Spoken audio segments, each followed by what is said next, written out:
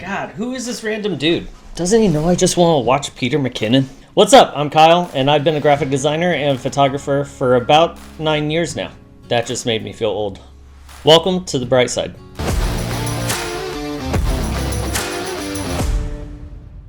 So you may be wondering, what is this channel exactly? That's a good question. Well, since I've been a graphic designer and a photographer for, like I said, about 9 years, I've gained a lot of experience. Basically, I'm what you would call a jack of all trades, but master of none. I have a lot of experience and I have a lot of hobbies, so much so that I probably string myself a little too thin across everything that I do. But I'm kind of hoping that this will be a little platform for both myself and you all in sharing experiences, whether it's customers or thoughts on equipment, whether cameras or laptops or software for both photography and design. I just want it to be a shared space with a lot of different ideas, all related to the world of art. So how'd I get here to where I'm a graphic designer and photographer and just now starting a YouTube channel?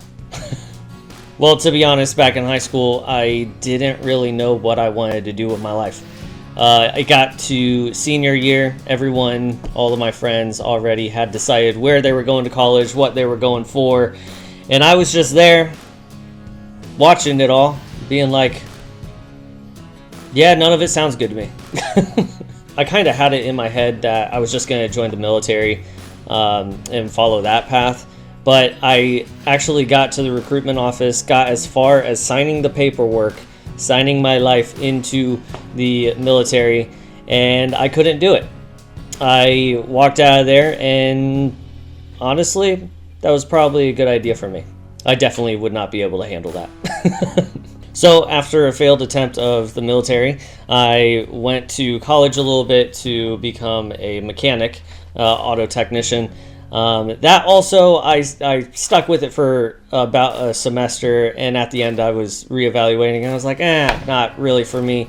Can't really see myself doing that. So I was struggling. Not gonna lie. But the way I fell into graphic design was my sister is actually an artist. She's a fine artist, so she paints and uses fine mediums instead of digital art. Her media is more physical. But her and I always kind of had the similar mindset of no matter what we're doing, it needs to be creative and we need to have fun doing it.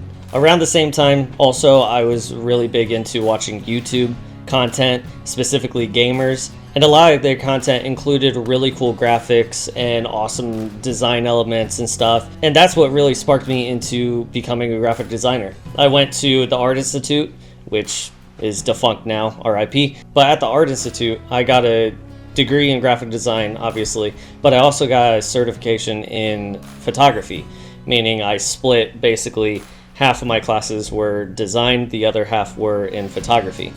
I wasn't really disciplined enough to self-teach myself, which honestly, if you can self-teach yourself and be a self-taught artist and designer and photographer, whatever it is that you want to do, if you can be self-taught, 100% follow that path. Ultimately, it was good for me to go to school for art because it made it a little easier for me to get a job afterwards.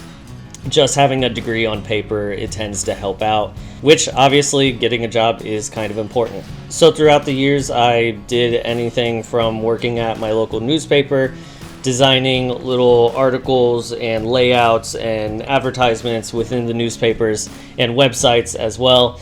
And now I'm working for a local company designing t-shirts, and I'm loving every second of it.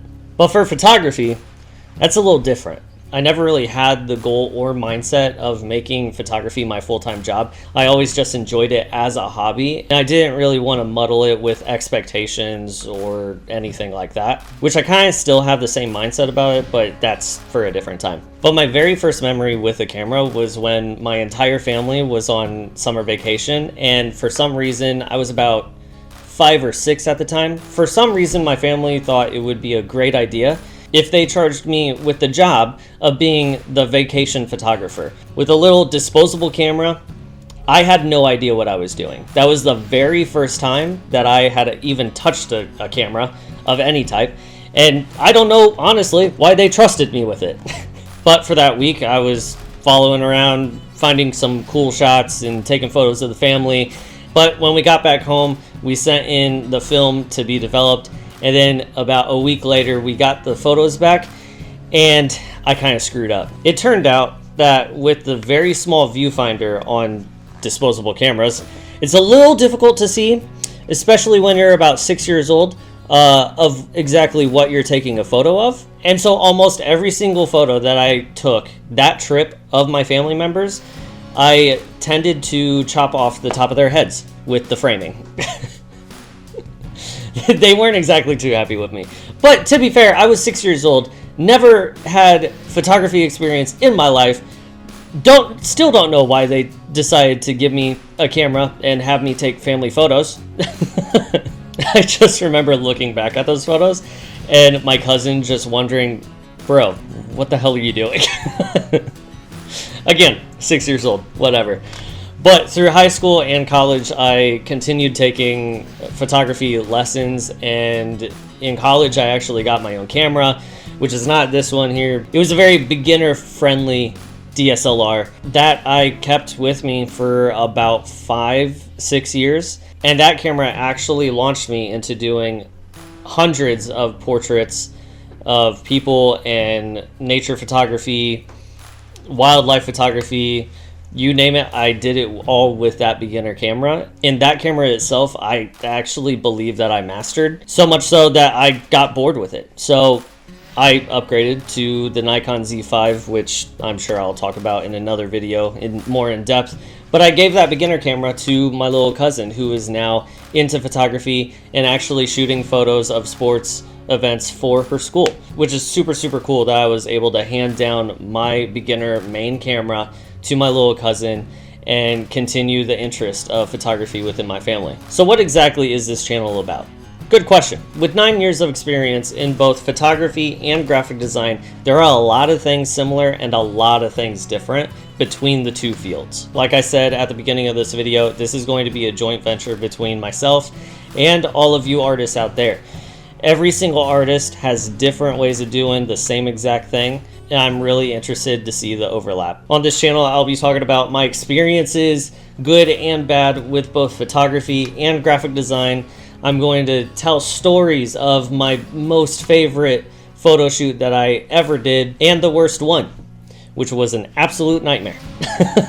And on the graphic design side, I'm going to talk about how every single thing on this planet has somehow a graphic designer tied to it. Whether it be logos, products, packaging, you name it, and a graphic designer was probably behind the scenes working away on it. So that's my idea for the channel. I would love to hear y'all's thoughts.